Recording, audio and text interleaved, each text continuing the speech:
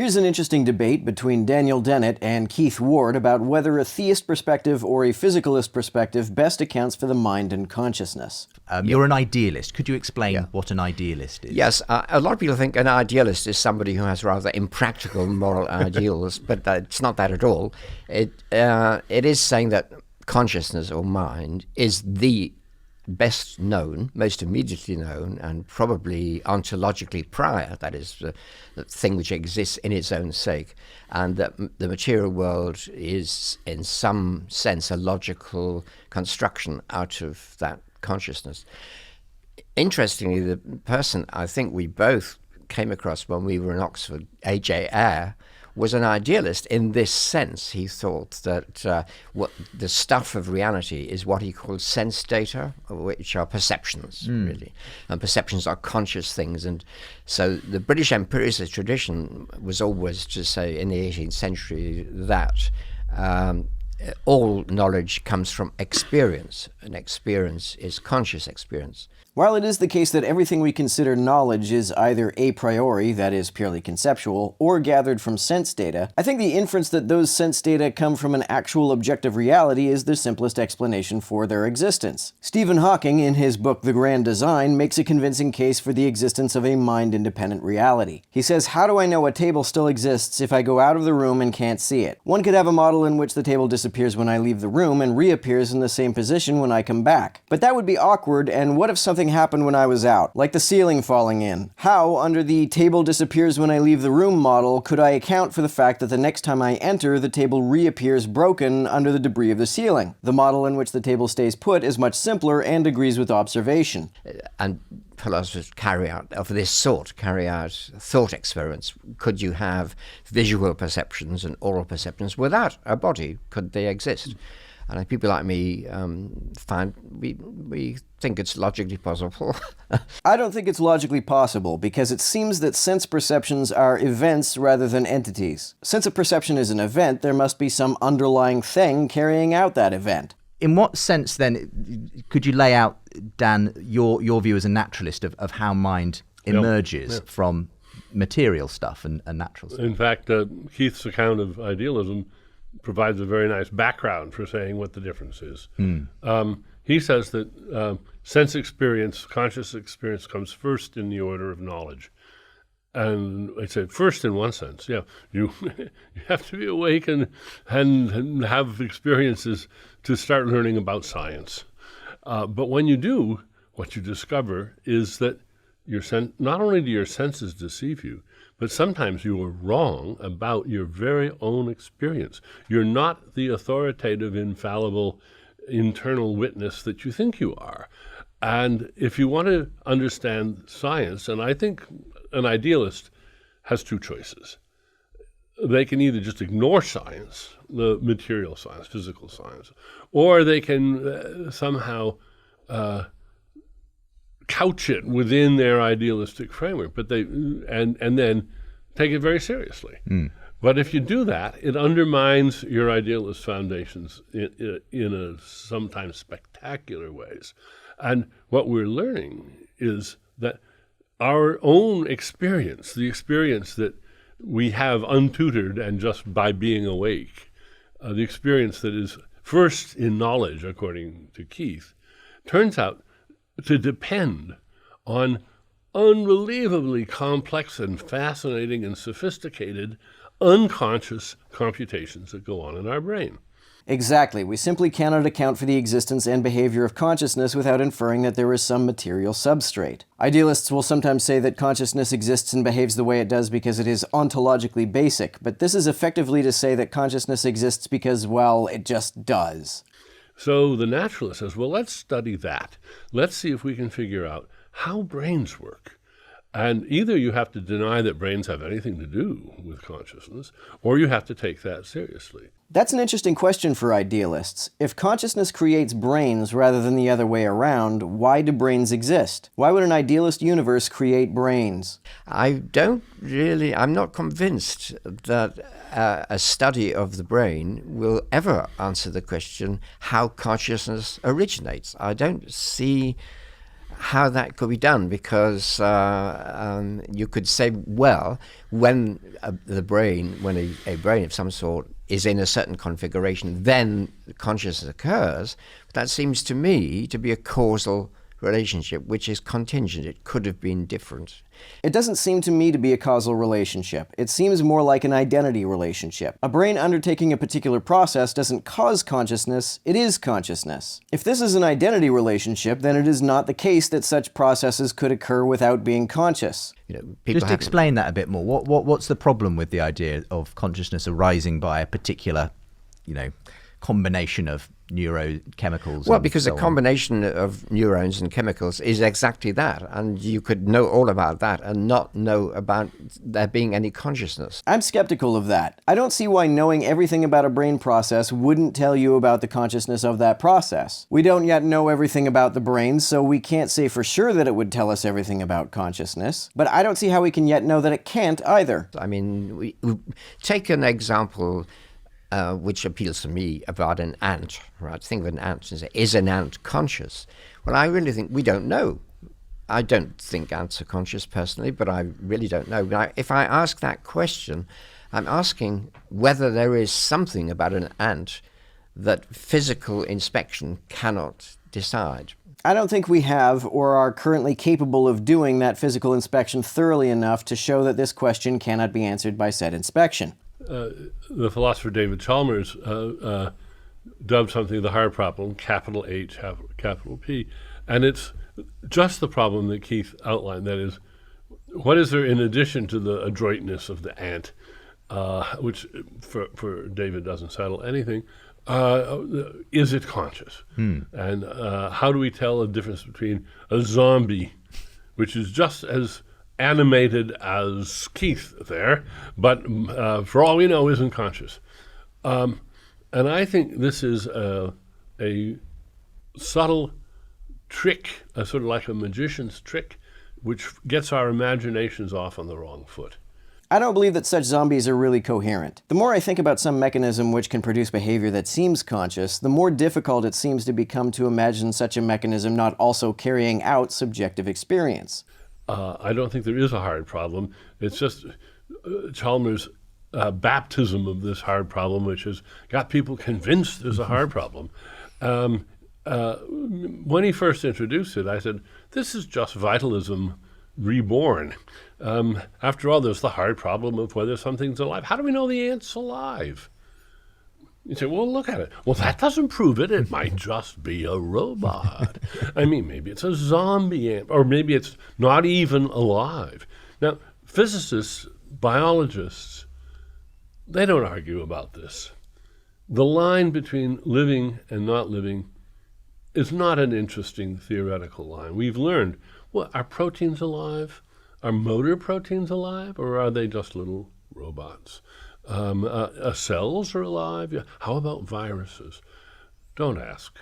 We understand that the complexity gradually creates things which are manifestly alive. That's a great point. It used to be the case that people believed that what separated living things from machines is some kind of ethereal life force. Now we understand that living organisms are nothing more than machines of a certain kind and degree of complexity. This is a good analogy for consciousness. It's just a calculation process of a certain kind and complexity. No special immaterial ingredient need be inferred. It's not a decision about whether to call something conscious or not. It's a real fact. You want to know, do ants have feelings? And a feeling is something that I know. I have feelings. I started life as a musician, so to me music is very important, and music is consciously perceived. I mean, if it wasn't consciously perceived, I wouldn't be interested in it, right? So whatever is going on in my brain to produce me enjoying music, that doesn't explain my enjoyment of the music. That's an inner experience that nobody else can share. Why couldn't it explain your enjoyment of the music? Just because nobody else can share your experiences doesn't mean that what's going on in your brain can't explain them. Sharing an experience and knowing about it and understanding it are not the same thing. Also, even if it were the case that nothing we learn about the brain could tell us about the experiences it is having, that would merely be an epistemic barrier, not an ontological one. It wouldn't prove that conscious experience is some distinct entity. And how I think of Wagner's Ring is totally different from the way that some other people think of it.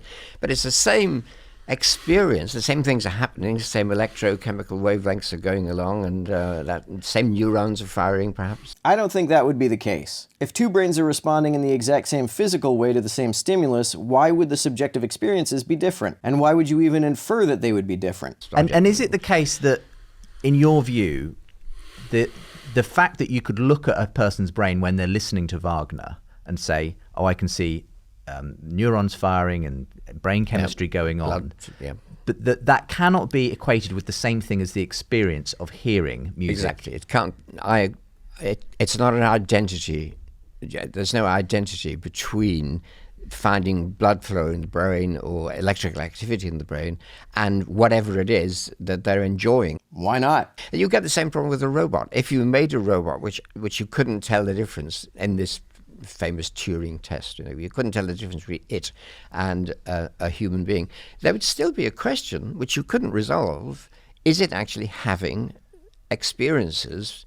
And you wouldn't be able to answer that question. What makes you so sure you couldn't answer that question? If we knew enough about consciousness and the brain to produce a robot that seemed every bit as conscious as a person, I see no reason at all why we couldn't determine whether it is conscious or not. Sure, we can't share the subjective experiences that it's having, but I don't see why we would need to in order to determine whether it is in fact having them. Something can't make your life worth living unless it has an effect on your brain. It just can't. And if you understood those, then you would see that there was no charmed line where this something extra got added. If consciousness can be built up from rudimentary processes just as life can, then consciousness doesn't seem to be any more in need of some special immaterial substance than life is. So I agree there is a causal connection between the brain. I mean, in my view, the brain does exist, right? Oh, good. I'm not an idealist who said there's no brain, right? And the brain gives you access, and if it's working normally, it will give you the access that we call full consciousness. What does that mean? If you're an idealist, what do you mean when you say the brain exists? What do you mean when you say it gives you access to consciousness? If you are not your brain or its processes, and you need your brain to access consciousness, and you are therefore distinct from that consciousness itself, then what is the you that you're talking about? What is this unconscious immaterial entity that needs a brain to access consciousness? Usually idealists will say that one's consciousness is oneself, but this guy seems to think that the immaterial self is not conscious without a brain. That's extra interesting considering the fact that he's a theist. How is a god conscious without a brain? How could one be conscious in the afterlife if the brain is a necessary access point for consciousness? If it's unusual in some way, then that affects the quality of your consciousness. So I see this as an access. The brain is an access machine to consciousness. So to put this quite bluntly, if somebody suffers from Alzheimer's, then their memories are not retrievable by the brain. The brain has no access to those memories. But I actually think those memories continue to exist, but not in the physical brain.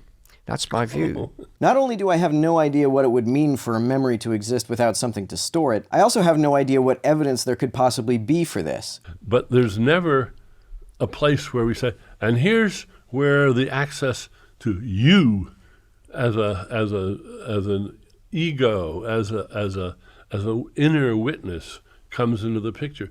That is the image which is deeply ingrained in our way of thinking. And it's just time to learn how to describe it. As far as you're concerned, then, that idea of personal identity is an illusion. We are simply the accumulated product of our brain states in that sense, if we're anything. It's not an illusion in the sense that there isn't a continuing Keith and a continuing Justin, but it is an illusion if you think that there's a sort of an essential nugget which is you, which just happens to be in this body or just happens to be in that body. That idea, which is a very familiar idea from religions. The concept of oneself seems to me to simply be a continuing pattern of activity rather than some kind of non-physical entity. Theologically, we might call this the soul. We might. And you've written on the concept of the soul. So what's your view on this idea? I'm all for the soul. I mean, all in favor. And this moves on to a second level. The first level of discussion really was whether there are things like perceptions and thoughts and feelings, which you might say could exist, as in Buddhism or as in David Hume, perhaps, as a series of somehow linked perceptions, thoughts, and feelings. And so you've got this without a selfless series. And then, so the second stage is say, well, is there anything that holds this series together?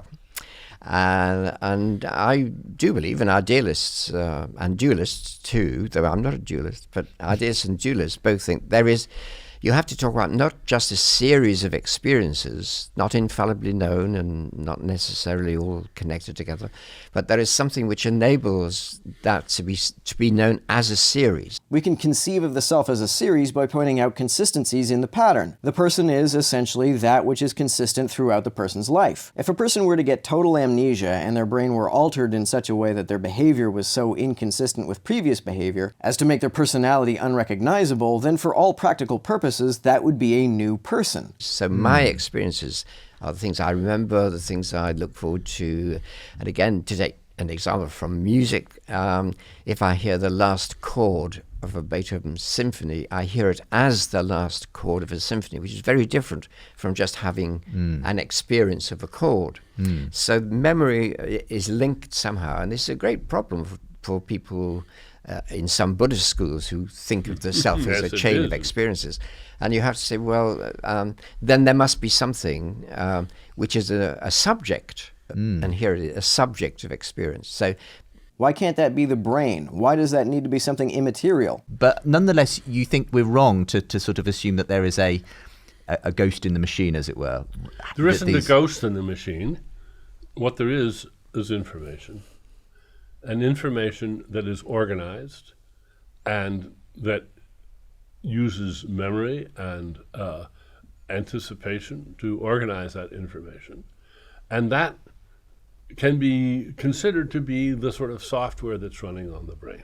And information is not non-physical. It is simply a non-random pattern. In order for a pattern to exist, something has to be arranged in that pattern. So information depends on physical phenomena for its existence. Well, because purpose, if you think of something philosophers call intentionality, what you're thinking of there is you have an idea in your mind and you're going to, say, write a book next year. And so you think you have an idea in your mind of writing a book next year, but this idea refers to something that's future. It's not something that's actually present.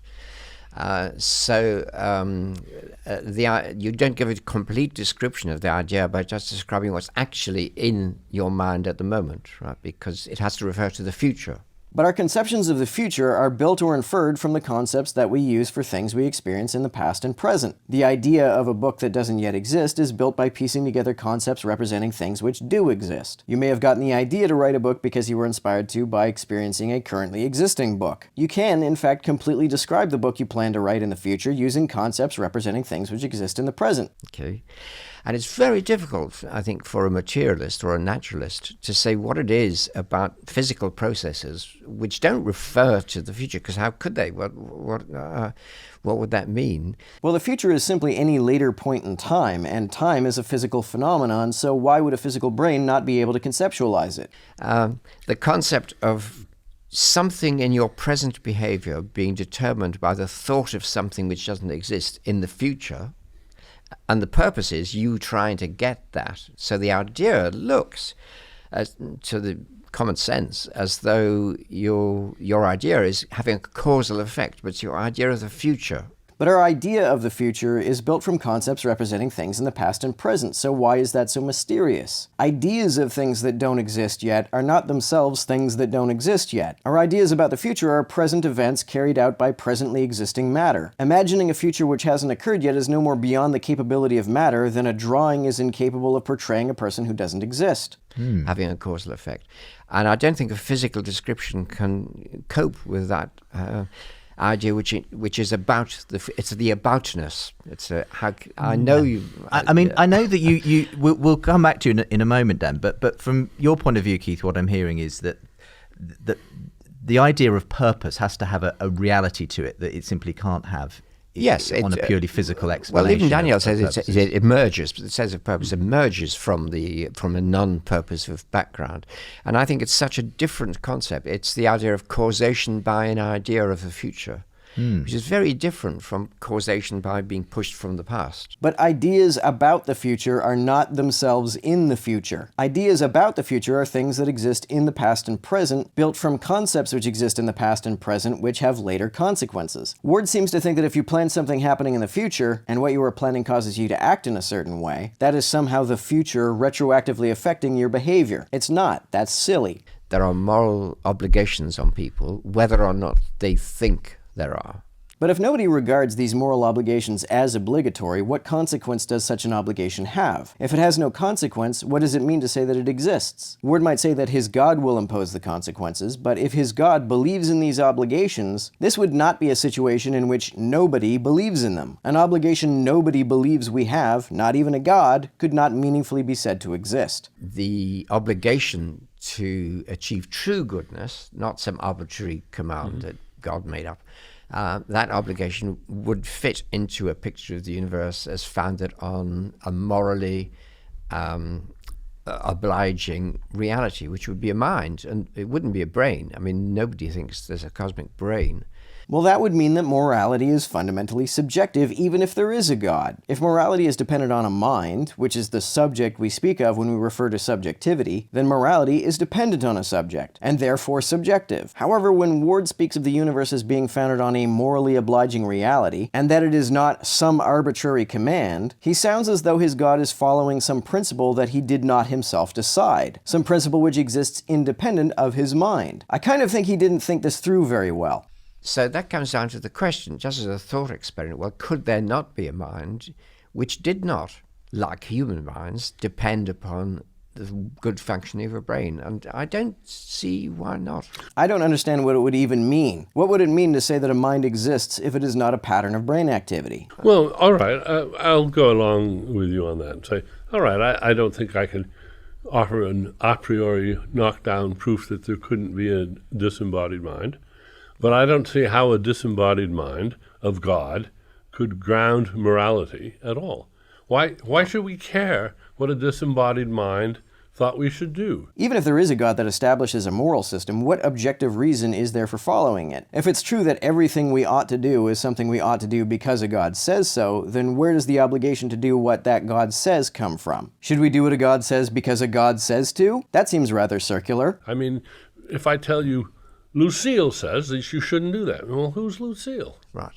And in fact, what could matter more than what we human beings, after careful consideration and in concert, what we decide, this is what's worth living for. Why doesn't that, what could trump that? Oh, I think God could trump that. Oh, how? If Lucille was actually perfectly good herself and created us and had a purpose for us which would fulfill everything about our lives, then if Lucille said, do this, we'd say that's probably... Well, yes, indeed, but that makes Lucille, you've just defined the answer. This is no... you just helped yourself to a problem solver by defining it as a problem solver. Well, Dennett essentially asked, why is a God the ultimate good? Ward's answer is effectively, because that God is the ultimate good. He's run into the Euthyphro problem. When he says that this God is good, is he saying that he lives up to some independent standard of goodness? Or is he saying that everything a God does is good because goodness is defined as whatever a God does? He clearly doesn't want to assert the former, but if his position is the latter, then the assertion God is good is a meaningless tautology. It has no more meaning than saying God is godly. If that's how goodness is defined, then to say we ought to be good simply means we ought to be godly. But why ought we be godly? If the answer is because it is good, that is effectively saying that we ought to be godly because that's the godly thing to do. It doesn't answer the question. It's really a bad trick of the imagination to think that if determinism is true, then nature is pulling our strings. Because nature is not an agent. Nature doesn't care. Nature doesn't have foresight about what it wants us to do. Dennett is a compatibilist. This is someone who believes that free will and determinism can coexist because they define free will not as being free from predetermined forces, but merely free from the deliberate control of other agents. Well, it wouldn't as such make a difference, but if you thought that you have an alternative set of futures and that it's under your control which one of those happens, that makes a difference. What would it mean to say that those circumstances are under your control? To be able to control something implies that some determining is going on. If your choices are not determined by anything, they're not determined by you. They would instead be random occurrences. Or perhaps they would be some combination of random and determined. Those seem to be the only three choices. Either your choices are determined by prior events, or they are mere chance, or some combination of the two. Someone who believes in free will may say, but if I control my choices, then that control is neither random nor predetermined. But I don't see how that's the case. If you decide to take an action, then to say that nothing determined that decision is to say that the decision was made for no reason. To say that a decision was made for a reason is to say that this reason determined the decision. There is no way that I can see that we can escape the trichotomy of choices either being determined, random, or some combination of the two. Yes, but I But believe that. No, you don't say that, because you say if you perfectly rewound it. Well, but you can't do that. No, you can't do that. No. But I mean, it's It's a not thought even- experiment, obviously, but I think your view is, Keith, and as a libertarian, when it comes to free will, you believe we do have genuine free will. Yes. I think one of the rules in English law, and I think in American law too, is that you can only be guilty of something if you could have done otherwise. Now, that's precisely the J.L. Austin quote you use. But I think lawyers would interpret this to mean at that time, he didn't have to do the things he did. Nothing made him, not even himself. He didn't make himself do that.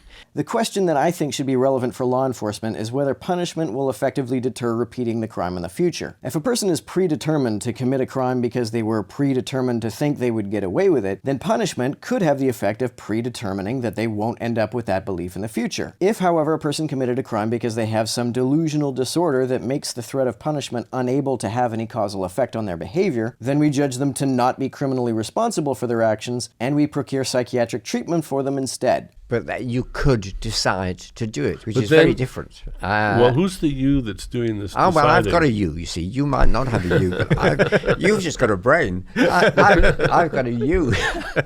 So I've got a self, the subject self, which I've got, is the soul in Christian terms. Even if there is an immaterial, non-determined you, why would that you do anything that it does if none of its actions are completely determined? If choices are not completely determined, then by definition, they are chance events. That's what a chance event is. I mean, when Dan says, well, the fact that you were brought up to be a moral person and you've got a good education and so on, for you, those aren't determining things. They're not determining, even if they strongly they're influence strongly influencing the way that you do Exactly, yes. lead your life, but they're Yeah. not, in a sense, determining the That's outcome. true. They don't entirely determine your behavior, but they seem to play a role in determining it. And what accounts for instances in which that influence fails if it's not either other countervailing deterministic causes or chance? Though I agree with a generally Aristotelian view that habit actually constrains virtue, so that if you have learned to always be honest in your life, there's a better chance you'll continue to do an honest thing.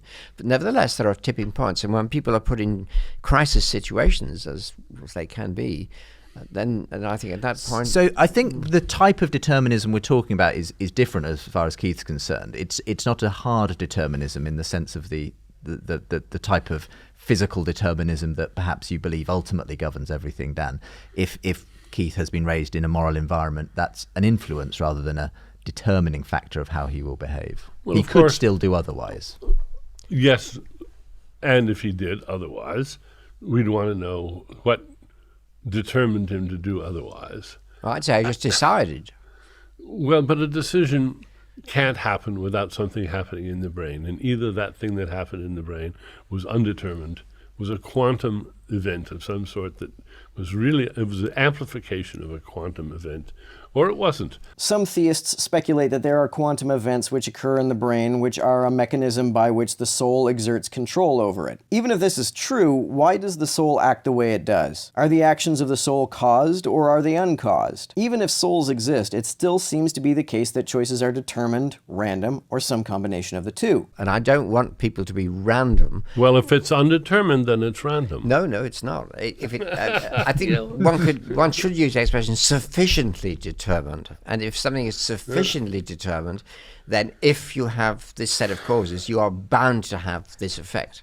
But a thing could be not sufficiently determined. If people are not sufficiently determined, what accounts for the behavior that defies influences that weigh on their behavior? If it's nothing, then by definition, it's chance. It seems Ward believes that our choices are in fact a mixture of determinism and chance. He seems to think we are not totally random dice, nor are we pre-programmed dice. Rather, we are weighted dice. Nonetheless, weighted dice do not have free will. For me, one of the interesting questions that the idea of determinism raises is whether we can speak of reason and rationality. I don't understand why reason and rationality would require free will. Deductive conclusions don't seem to me to be freely chosen. If I'm presented with a logically valid argument and I believe the premises to be true, then I can't help but to believe the conclusion to be true. So for example, say someone argues that Paris is in France and France is in Europe, therefore Paris is in Europe. If I believe the premises are true, then I don't see any way to believe the conclusion to be false. If Paris is in France and France is in Europe, then I don't know what it would even mean to say that the assertion Paris is in Europe is false. I'm not freely judging this conclusion to be true. I can't see any way I could help but judge it to be true.